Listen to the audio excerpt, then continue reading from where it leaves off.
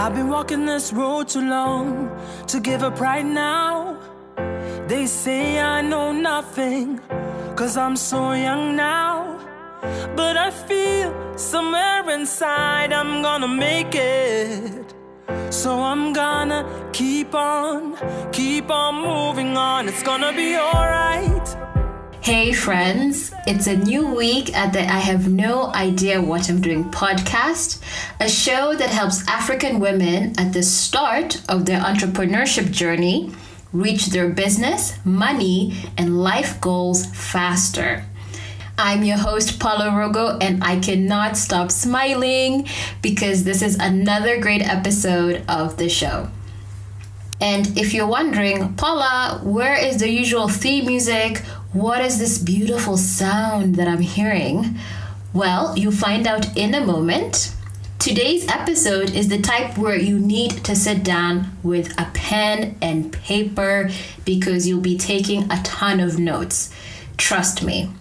But before I jump into this week's interview, I have a couple of announcements. I want to welcome all my new listeners, especially those of you from Uganda. Thanks to Bella Nakato's episode last week, I had a whole slew of Ugandan listeners who jumped on for the first time. Welcome to my podcast. I'm honored that you're here, and I hope you stick around and listen to more episodes in the future. Speaking of Bella Nakato, I also extended the giveaway that we announced last week. If you remember, Bella Nakato, who is of Inviriza Nacho in Uganda, she offered 3 30-minute consultation calls with future beauty entrepreneurs.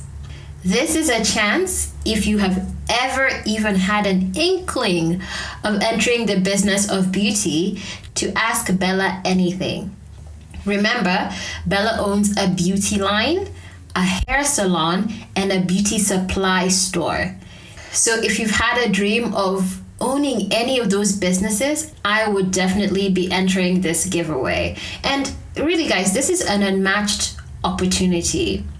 And when I was in the Facebook group the other day talking about this giveaway, I even mentioned that if this was what I wanted to do and if this was my interest, I would, first of all, make sure I enter this competition, make sure I win somehow, and then I would turn that 30-minute call with Bella into a mentorship. Honestly, she would somehow become my mentor.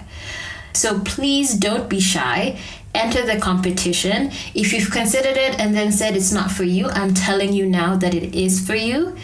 Bella was telling me how she remembers what it was like those early days of business, and she wants to offer you that guidance out of the kindness of her heart. Don't miss this life-changing opportunity. The giveaway info is in the show notes. Go ahead and apply. Last announcement is that I am doing a free webinar and masterclass for those of you who listen that have been thinking about one day starting a podcast and just haven't gotten around to doing it. If that is you, if you're someone who's always wanted to start their own podcast, maybe you already have a dope idea that just needs to be executed, stick around until the end of this episode and I'll share more info with you about that webinar. Okay, after all that, I can finally jump into the interview this week with, drumroll, Olivia Ambani. Now, Olivia is a Kenyan social media strategist and marketer, and I wanted to bring her on today because I don't know a single entrepreneur who feels like they couldn't improve something about their social media. And so that's what today is about, social media. Olivia is the social media strategist that I'd most like to work with, actually, based on what I've seen of her work. And really the next best thing is to have her on my show. She has worked with the likes of HEVA Fund and The Nest, Harvest of Sunshine, which is the hair care products, and Cafe Casa, among many others. In this episode, I get to pick Olivia's brain about the common misconceptions about social media, how one can overcome fear of putting yourself out there on your socials, how to build foolproof consistency into your plan, and common mistakes that she often sees. Plus, there are many, many tips and tricks that you can implement today that Olivia shares in this interview. She's been so generous with us. Now, have you ever run into someone who says they do quote unquote social media, but when you go on their own personal socials, you get a little confused about how they even have that job title? That is not Olivia, because she also happens to be her own client. Now, some of you might know that Olivia is also a renowned singer who just released her debut solo album, The Awakening, earlier this year. And yes, that song you heard in the intro was her debut single, Better Than Just Fine. And so when it was time to do promotion for the album, Olivia took herself on as her own client. And so she's one of those social media strategists that if you were to go on her own personal pages, you can actually see the results of her work on herself. The results actually include her being selected to be part of the Empower 100 Artists, selected by Empower Africa, a competition founded by Mr. Easy that was searching for 100 talented artists from all over Africa. Basically, her social media strategy on herself led to her being retweeted and shared by Mr. Easy himself. She has also been nominated for 2 awards for the All Africa Music Awards 2019.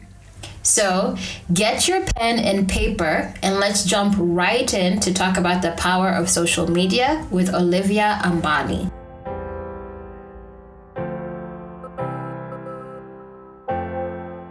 So let's just start from the basics of it all. What is a social media strategist and consultant? What do you do exactly? Okay, so with a social media strategist, we basically help brands build content or a strategy to help them implement their business goals. Normally, social media strategists, we have to have a little bit of background or insight in marketing because social media is not done in isolation. So let me give a very practical example. So I would meet a brand, we'd kind of discuss what is it that they're trying to achieve overall as a business. And then once we're really clear on that, then we see how we can use social media to achieve that. And the basis of social media is creating really great content that connects with an audience. So then we would sit down and decide what sort of content do we need to create that would help the brand achieve whatever goals that is. If it's to sell more product, if it's to get feedback from clients, if it's just to increase brand awareness, whatever that goal is. So now we use social media to achieve that, because the ultimate thing we as strategists do is to help people see social media as a tool and not necessarily the end all to anything. Okay, I like that. And I like that you said that you work with brands to connect with their audience, because I reached out to you actually, and just full disclosure, about working with Africa Podfest when we were first launching our social media. And I remember thinking, who is interviewing who? Because it was initial reach out, hey, are you available for this job? I'd love to talk. And then you sent quite a few questions. And even when we interviewed, you asked quite a few questions. And it's only after the fact that I realized you were trying to figure out who we were as a brand and what we were trying to do, right? I personally like the approach of understanding the client really well and then trying to figure out who their audience is, because I feel that's normally the missing link. And so I'm kind of that the middle person who understands the client and then understands the audience, and then we create something that connects both of them. And the reason I ask so many questions is because I never want to assume that I know what you need. I want to hear from you, like what vision, what goal, because a lot of times when we find a lot of troubles down the line when it comes to like marketers and strategists, it's because we've implemented an assumed strategy. We're like, okay, you're in the podcast field, so obviously, one size fits all. And I don't really believe that. So I ask questions so that I can get clarity, but also so that my client can start asking themselves these questions and get clarity on what it is they want. And then when we're reaching out to the audience, we already know who we are. So we can kind of help ourselves figure out or define who this audience is.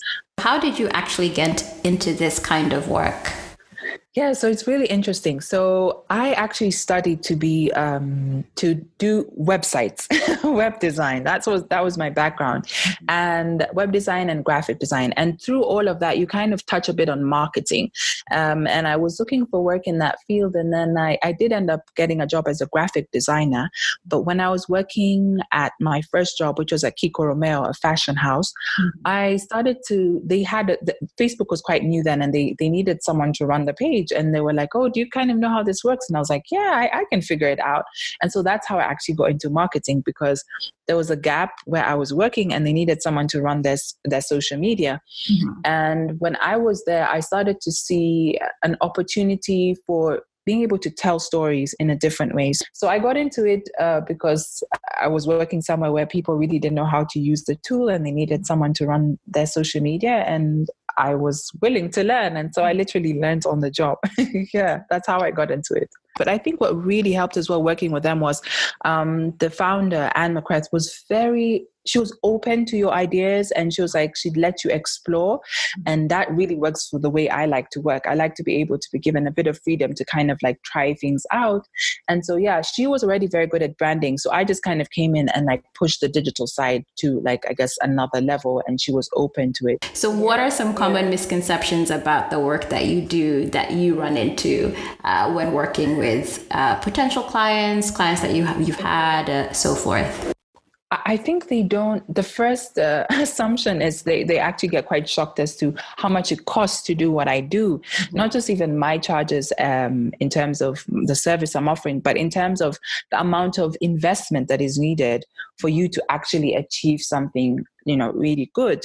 So normally people will assume, oh, I can just take photos on my phone. Why do I need a professional photographer? And yeah, that's fine. But then you ask them, okay, but what is it that you're trying to achieve? Say, for instance, especially things like food. A lot of people are like, oh, I can take great food photos. And you're like, yes, until you show them a photographer who does food photography. And you're like, it's really nice, but imagine if we just hired this person and did a, really strong shoot. I think there's a lot of education that I always have to do in terms of how fast the returns come. Yes. So some people will some people will post something and it gets 1,000 likes or 500 or 50 likes, right? And people sometimes don't realize that just because you're getting all those likes doesn't mean that it's going to convert into a sale immediately. And so there's always the trying to say you need to invest in the long term and not just the quick win, because what happens is you're present for now. Let's say for 1-2 weeks you're running this campaign, and then the conversion tends to come maybe a month later, and so they don't really also realize at how much further investment needs to happen. So let me break it down. So when you do a campaign for social media, I always advise the client to have their back end sorted. So by that, I mean, if we're going to push for people to contact the company, you need to have someone who's going to be answering that phone who can answer the questions or at least be able to refer. So a lot of times campaigns fail, not because we didn't bring you the traffic, but because you couldn't handle the people that were coming. Say, oh, we paid these social media people and, and then we didn't get any sales. But where was the problem? The problem was you got the calls, you got the inquiries, you got the messages, you got the DMs, all that, but you didn't respond. You weren't prepared to respond. So especially as well when we're doing social media, when I work with clients, I try and prepare them for the back end work. I'm like, okay, we're going to do this, but are you ready? What are you going to tell them? Like once we bring you the client, how are you converting them? And sometimes it feels like out of scope of what I do, but I feel like if I don't take care of that, then they feel that the campaign failed when really we succeeded. But we needed you to close for it to then be an overall success. So the assumptions are like kind of how easy it is in terms of what we do. It's like you just post a picture and then voila. So why are you charging me? And people don't see all the different thought processes that go into you being able to actually have a super successful campaign. It's the before, the during, and the after. And I like what you said, that it's a long-term investment. Because I know if I'm putting money down, I want to see my returns today. But to know that actually I need to try this, it might not work. I might need to move or readjust and, build over time. Even for me who knows this, sometimes finds that hard to accept. No matter what you invest in, you will get some sort of result. Maybe it will be an analysis that helps you see, okay, I need to maybe get clear on my audience, or maybe my audience doesn't want what I'm giving them. I need to change the tone. So there's always something that you get out of it. It might not always be exactly what you wanted, but I think that you can always turn whatever you invest into something that's worthwhile for your company. Let's talk about the actual social media and one's business, right? Yes. How do you actually, because you mentioned social media was a tool, using it as a tool, not the end all be all. Why is it important for people to understand that it's just a tool? And then how do you use it to your advantage? A lot of people will say, okay, I will have a social media platform, like I'll be everywhere, right? Wherever everywhere is. But then they don't get clear. They don't realize that a tool will only respond what you use it for, right? And so a lot of people then don't do the work, their own work. So what do I mean? They don't get clear on what it is they want to actually do as a business. A lot of times I found when people are not clear on what they want to do as a business, and then they run to social media for the end all, like the answer, you're almost guaranteed that you're not going to succeed because you weren't clear in the beginning. Right. And so I think it's really important for people to get clear on what is your business? Who do you want to target? What is it that you want to achieve?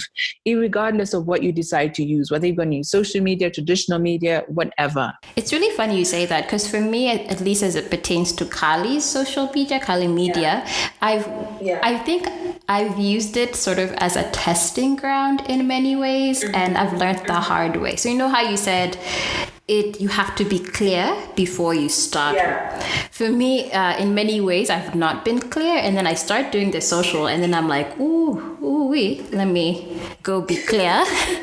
Yeah. And I almost want to kind of contradict myself in a way, because as much as, yes, you do need to get clarity, I would also say that you can use social media. As I said, it's a tool, right? So it could be then your test and research tool, because if you're not too clear, but if you go knowing that, rather than expecting, okay, I've gone, it needs to solve all my problems. But at least if you're aware, okay, I've gone. And I think in your situation, you're open to seeing the signs and testing and saying, okay, now let me come and kind of re-strategize as to what it is that I want. But I think it's not about, I feel like we will always evolve and we'll have some sort of clarity. But it's okay not to know everything. I think it's good to have some sort of idea as to what it is you're trying to achieve, and then test it out, and then you come back and you kind of rehash, because that's what happens with social media. There's no necessary guarantee. You can't force people to respond, but you can try and test things out. So I think people shouldn't be so afraid of being like, okay, I have to have all the answers.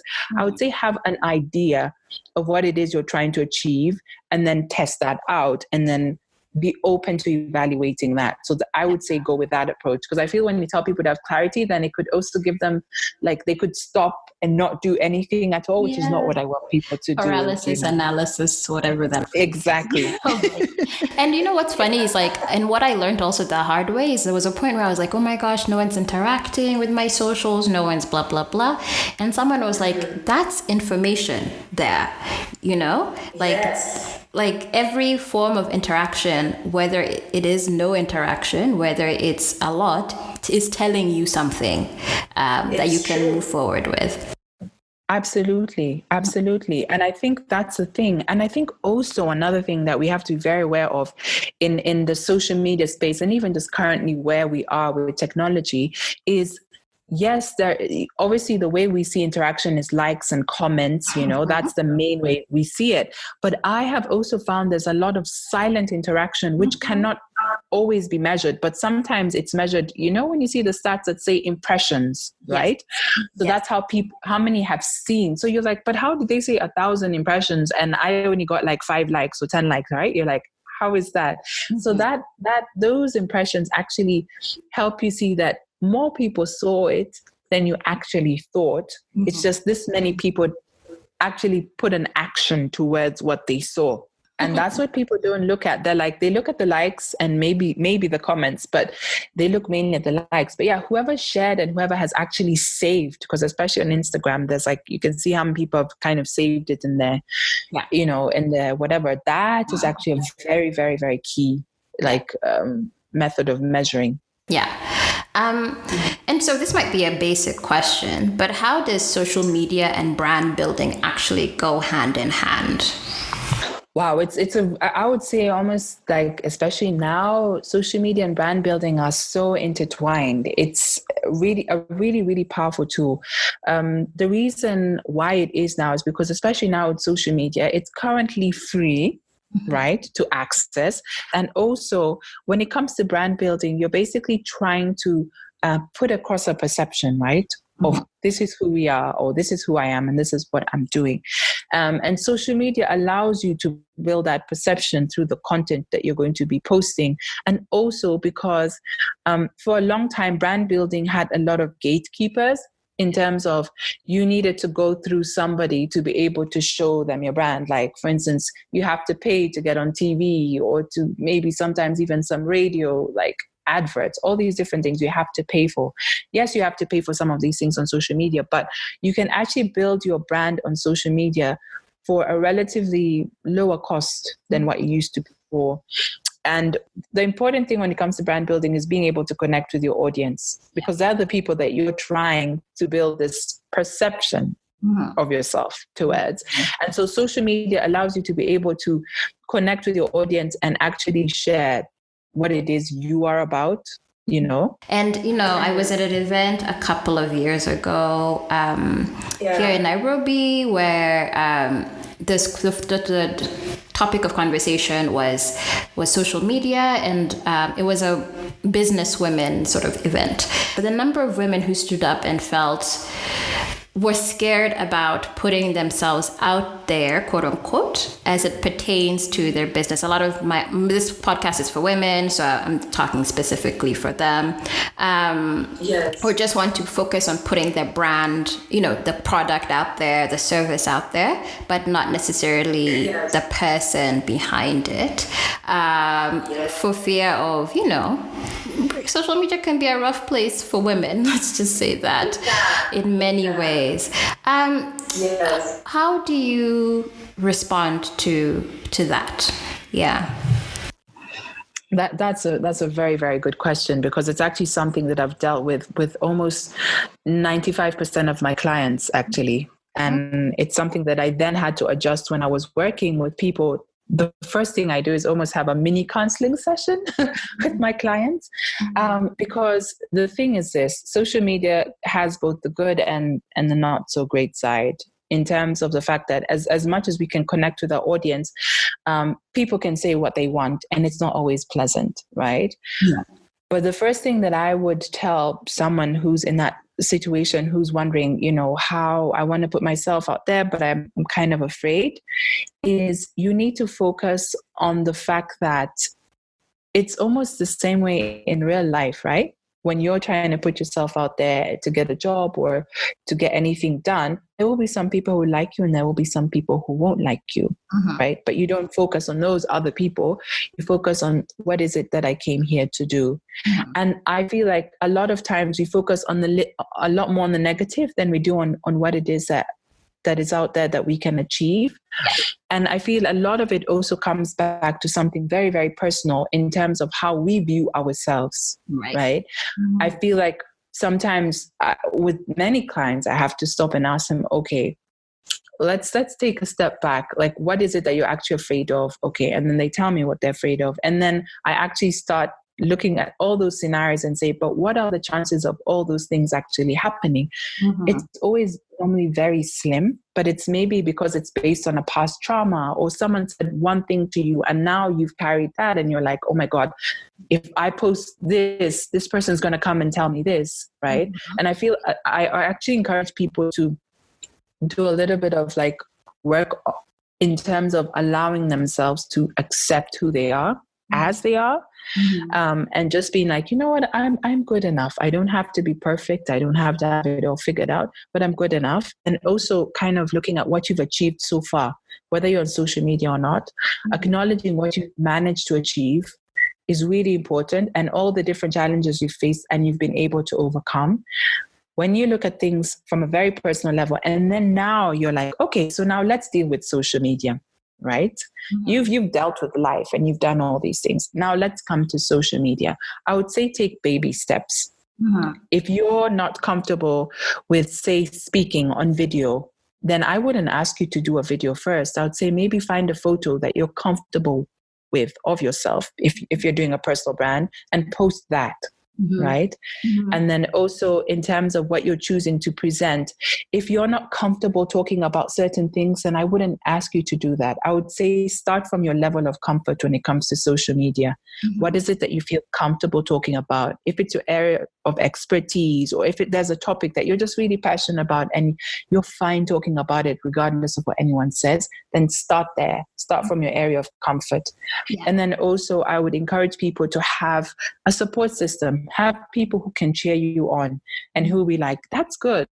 Like, you've got this, you know, because social media can be very personal, right? As much as we're like typing behind keyboards, people can say very personal things. But I think the most important thing is to remove the fear out of it so that you can try.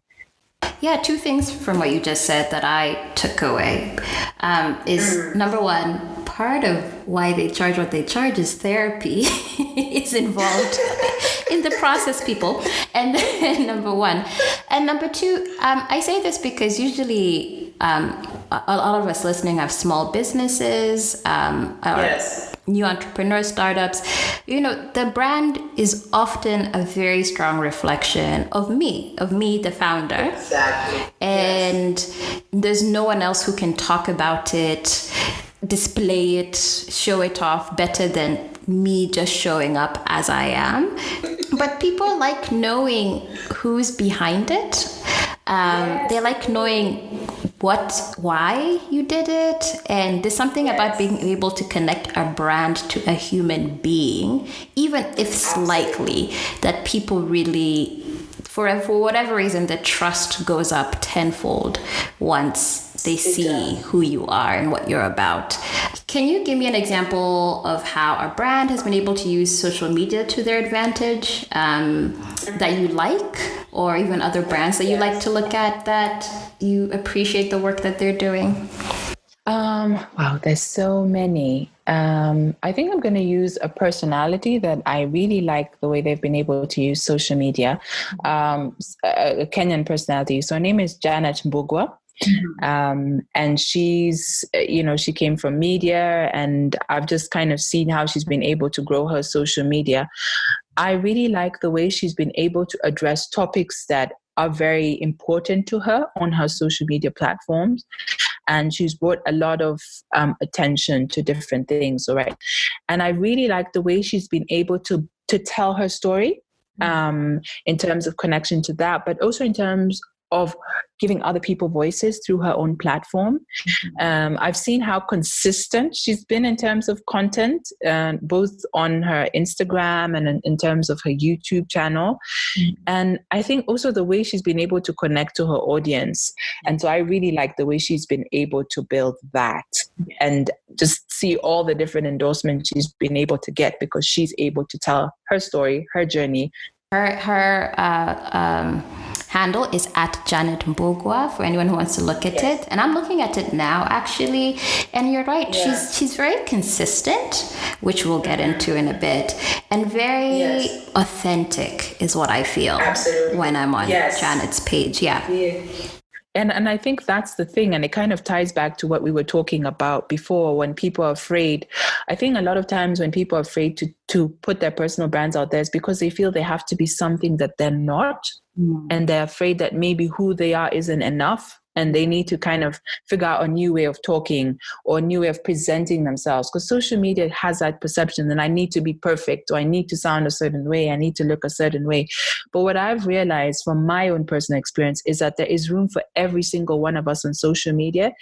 It's just that that's not always the loudest voice, or that's not always what is preached. But I feel like the more of us who are coming out there and being our authentic selves, and just sharing how we know best and presenting ourselves as who we are, the more we give other people the encouragement or the inspiration to be comfortable with their own journey, to be comfortable sharing in the way that they're most comfortable with. I think people are tired of just people who they can't connect with. And so being authentic is a really, really important thing right now. Okay, I love Janet Mbugwa. Do you have other handles, whether personal or companies, that you like the work that they're doing, and why? I do have another that I really love, at Dine with Jumpstart. So that's a food blog done by my sister, actually. She's basically a photographer. I didn't know she was your sister. I love her work. Yeah, and I really love the way she's been able to kind of tell her story through food. Mm-hmm. So she's able to break down some really complicated recipes and make them so fun. And so it just engages you, and she gets lots and lots of different questions. So I love the way she's been able to do that, and also because it's a brand that she built from the ground up. She was trying to find a place where she could kind of express her passion for photography and food, and so she's been able to do that through. She has a blog called www.dine.thai, and then she also does it a lot on Instagram. Mm-hmm. So I really like her social media and the way she's able to just tell stories through food, basically, and the way she demonstrates that through the photography and the video. Yeah, so I really like her platform a lot. And I love how visually appealing it is. You can see those thoughts that has gone into this. And then so I want to get to also yourself. You are a musician also. That's music is a passion and a love of yours. Well, first of all, you have a new album, first album ever coming out. But over the years, I've watched you really push and promote your music over time through your social. And can you talk to me about how you've used social to do that, and some of the connections you've been able to make through, implementing some of your strategy into your own brand? Yeah, that's a brilliant question. And also, I really loved what you said at the very beginning of this interview, where you said that you like meeting social media people who you can see their social media reflects what they do. Yeah. And that's something that I'm very big on. I really asked myself that question. Mm-hmm. I'm like, okay, I say I'm a social media strategist or marketer. Yeah. I need to show that in my own brand. Otherwise, how will people believe that that's right? what I do?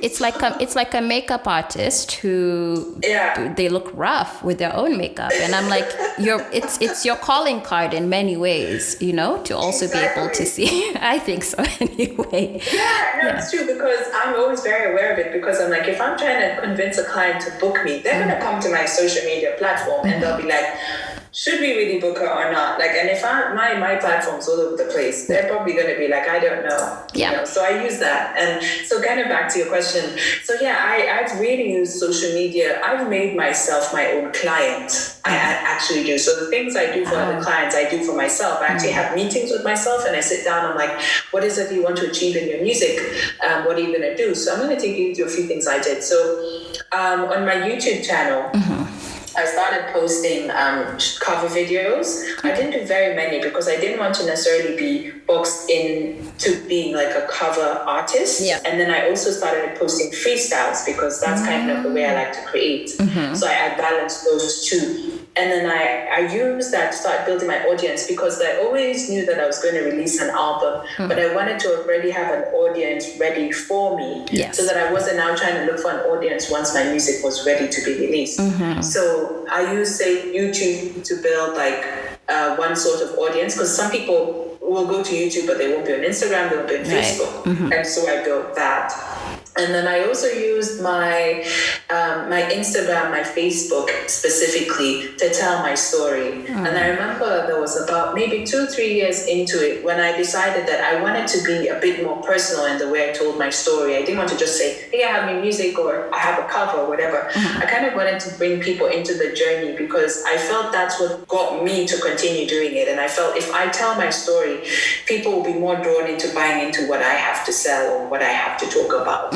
And so I think the pivotal point was 2018 when I actually talked about my journey and how I had taken a year-long break from music because I was really exhausted. I feel like that specific post that I put up really like brought people into like my own journey and what it had been like to come this far, because most people see when it comes to music or creatives the fun side. They're like, you get to do this every day.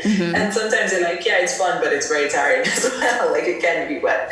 So I basically use my platforms to tell a story.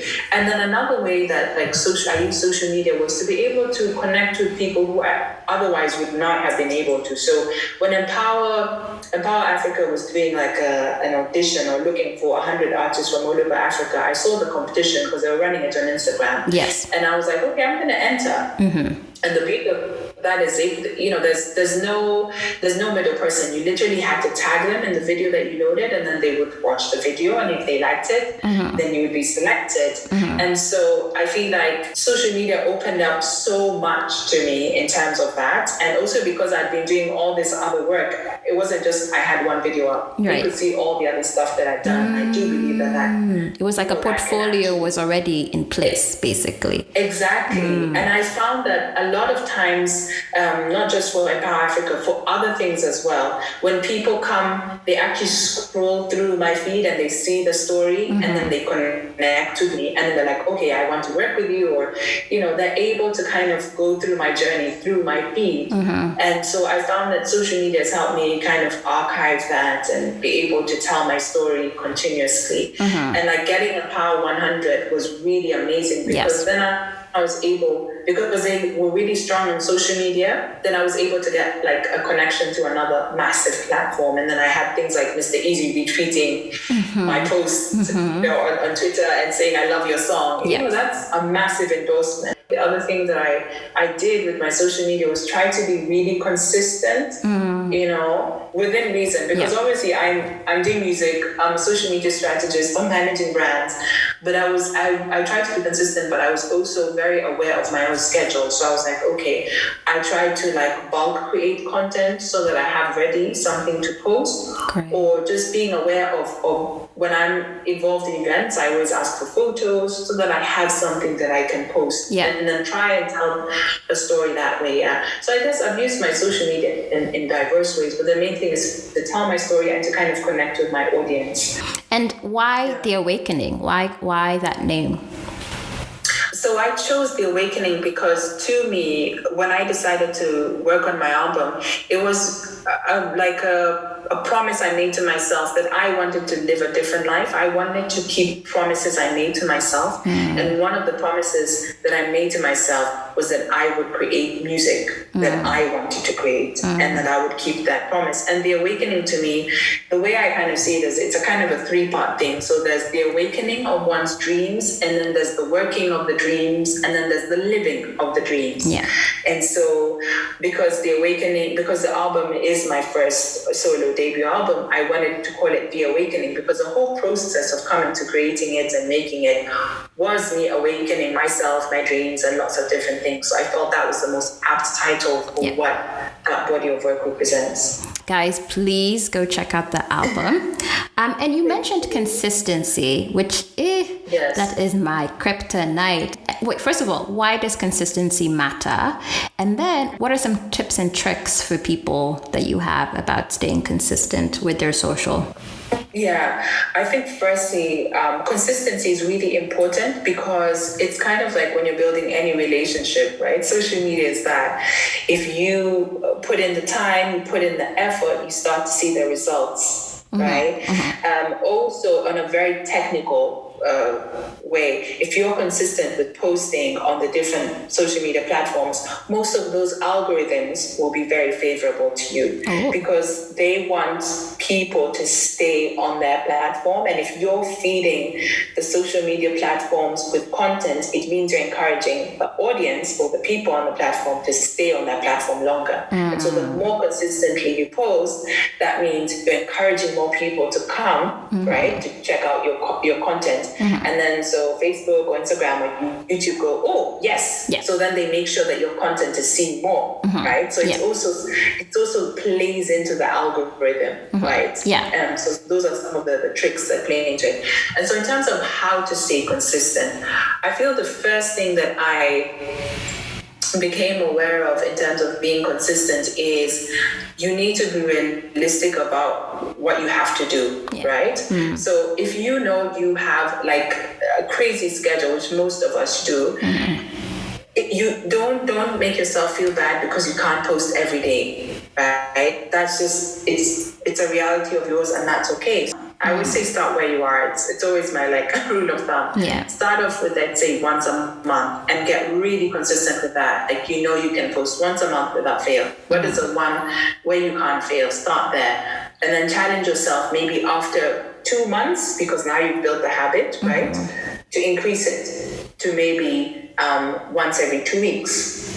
And then after that, like continually increasing. So that's in terms of expectation. You need to be realistic as to what your schedule is and like what you can actually do. The second thing I would recommend is, a lot of times why we're not able to be consistent is because we're posting on the fly. So we're like, oh my goodness, I was supposed to post today and I have so much to do. So if we're all very busy, so you have to plan to create content, right? So you could say, I want to have 4 posts every month. What are they going to be? You have to plan them. What exactly are they going to be? So you'll say, maybe I'm going to have a picture, I'm going to have a graphic, I'm going to have a video, and then maybe another picture. And then you're going to ask yourself, do I already have that content in hand, right? Do you have these images? Do you have whatever? If you don't, then you have to schedule when you're going to create those things. And I would always say, try and plan a month ahead.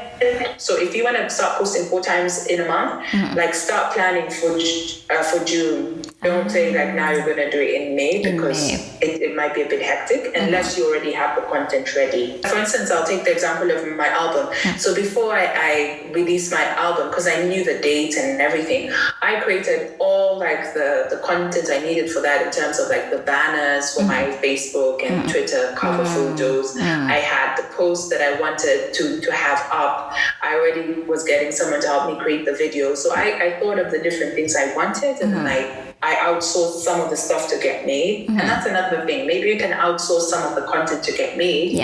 And then you can have that ready. But I think it's important to plan and to know. Another thing that you can do, because that's what I do a lot, is I always source for content all the time. So if I'm at an interview, so like say something like this, I'll be like, oh great, could you send me a short clip? But then in my head I'm like, I'm already thinking of content. Like I can have, you know, everything's part of this, right? So if you're going to be in an interview, or you're going to talk at an event, like talk to the photographer or the people and be like, can you send me the poster? Can you send me like photos of the event? Because that to me is content. So always look for opportunities where you can get content, because we're always doing so many things.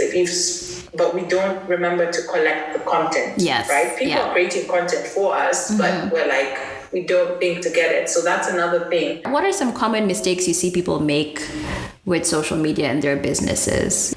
I think one of the ones that I constantly keep seeing is when people don't use the right visuals for their brand, especially when it comes to products.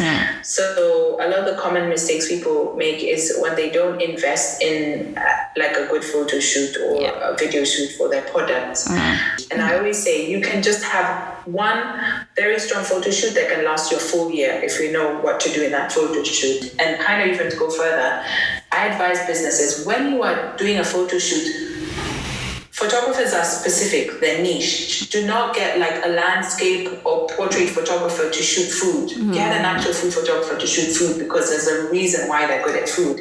There's things they know. And, obviously not all photographers will be honest as to what they can shoot. But if you haven't seen food in their portfolio, then don't hire them, because you might be disappointed. I've seen people spend a lot of money on the wrong photographer, and then they get the wrong photos, and then they get upset. If you're launching your social media for your brand today, what are 2 tips you'd share with someone? I would say, firstly, when you're launching, pick at least 2 to 3 platforms that you want to specialize in, right? Don't try and do everything, especially if it's your first time. And then I would say, as I've said before, invest in really good content, right? Have strong content. If that's video, if that's photography, get a professional to help you with that. And then further still, make sure you have an idea or a plan of what content you're going to be posting, which should be based on your overall strategy. Why are you even launching, your platforms? What is it that you're trying to achieve? Make sure whatever content that you're actually creating will do that. So invest in the content. So get a good videographer or photographer, but have a plan as to exactly what that content is going to be. But how do you grow your audience? 2 tips to grow your audience. Yeah, so growing your audience, number 1, be very consistent in terms of what you're posting. And then also try and find some sort of niche or like topics that you want to talk about, because normally people will come to you for something. Also, to grow your audience, talk to the audience you already have. Yeah. So if people are commenting or DMing you, you need to respond to them, because algorithm will be friendly to you, but also if you're not taking care of the audience you already have, you're not going to get more. There's a lot of data and numbers if you go to the back end of a lot of these apps. They give you a lot of information. Yes. But what are sort of 2 data points that we should be looking at, and why should we be paying attention to them? Yeah. So as you said, there are very many. So I'm going to try and summarize. So I'm going to kind of split into 2 sections. The first thing I think you need to actually be looking at is on the data points is the days when your users are most active, or when most of them are active, and the times, because that's going to help you decide when you're supposed to be posting, right? The second thing is you should look at how many people have shared your post, especially say on Instagram, and saved your post. Because if they've shared it and saved it, that means that it added a lot of value, that they wanted to send it to somebody else. And then if they've saved it, that means they want to come and refer back to that. Thank you. And those are great tips, everyone. People pay her big bucks to give these tips, and she's been very generous with the tips. So thank you so much, Olivia. I'm starting a new segment with this new season called I Know What I'm Doing. So this podcast is called I Have No Idea What I'm Doing. Of course, we talk about the things we're struggling with, the things we're trying to figure out. But I realize, it's also really good to celebrate the things that we kick ass at doing, the things that we're just really, really great at doing.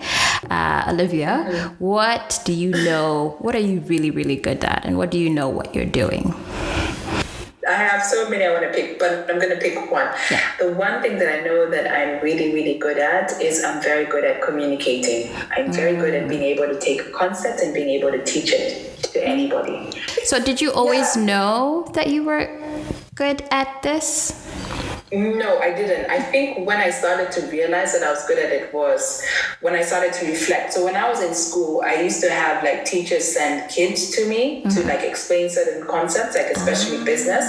And after the session, they'd be like, why didn't the teacher just say that? And I'm like, I don't know. But so basically I started to realize that I was able to take concepts that people found a bit difficult and just break them down in a way that people are like, oh, you mean that's how easy it is? I think it's because I like things being very practical. I like to experience things, and I like lists, and I like to see the action points. So that's the way I teach, and a lot of people tend to connect to that. And you've sort of explained it briefly, but how else does being a good communicator show up in your life? I think, in so many different ways. I found being a good communicator has shown up even in my relationships with people, from clients to personal. it's really, really helped me to be able to not just necessarily talk to people, but to be able to listen. Because I feel like that's part of being a good communicator, is you're able to just be still and listen to what someone is saying, and then then maybe respond.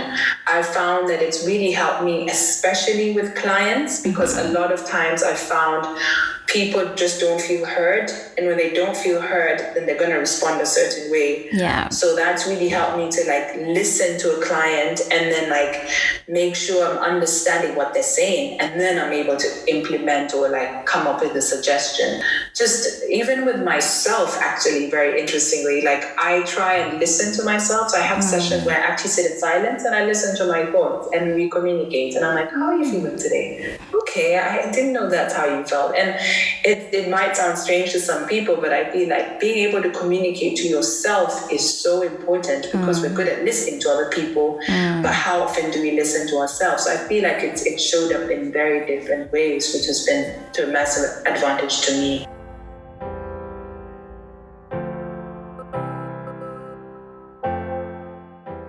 Did I not tell you this episode was full of tips and tricks? You are so welcome. Thank you, Olivia, for sharing and being so open with your knowledge.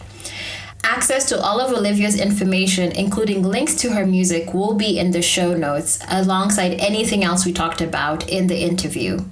Now, if you're thinking, hey, I really would like to work with Olivia, she does offer hourly consultations for brands, and she's taking new clients today. So if you're interested, head over to her Instagram, Olivia_Ambani, and just DM her, and you never know, you might just be her next client. Thanks again, Olivia. Now, let me talk to you about that podcast webinar that I mentioned earlier in the show. For those of you who are consistent listeners, you'll remember when I asked about a podcast class a few weeks ago. And so I'm actually going to go ahead and do it. I will be teaching this webinar twice, next Wednesday and Thursday on the 16th and 17th of September. I have received feedback that many of you want to actually start podcasts but don't know where to begin. Basically, you one day want to be where I am now, which is pushing out content that I really love to do on a weekly basis. But for whatever reason, despite your interest, you have yet to start.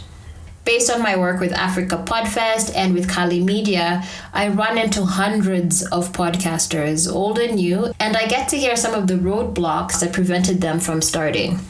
That is why the webinar is called The 5 Most Common Pitfalls That Are Preventing You From Launching Your Podcast, plus the strategies on how to overcome them. This is a chance for me to share the top reasons why you likely haven't started your podcast, and I'll give you strategies that will help you overcome those reasons. Because what I know for sure about podcasting, that it is usually one of these 5 hang-ups that are stopping you. And once you overcome them, the road to your podcast is pretty smooth after that. For example, for me, my particular hang-up was that I felt that I wasn't an expert. Who am I to have a business and entrepreneurship related podcast when at the time I didn't even have a business? And because of that hang-up, it took me 1.5 years to actually release my podcast. And look at me now. Over 1,200 monthly listeners with less than 20 episodes. Don't allow your pitfall to stop you from achieving podcast greatness. So the classes are next Wednesday, September 16th at 6 p.m. East Africa time, which is GMT +3, and Thursday, September 17th at 9 p.m. East Africa time. There will be limited seats. If you're interested in signing up, there is a link in the show notes for you. All right, guys, that's all. I'll be back next week with a new episode. Really looking forward to it. Thanks for being here. So be it, see to it. Believe in yourself, you're more than you think you know. Don't let all those doubters put you down, you know. If If you will not try, then how will you know that you could climb the mountain higher? You go farther.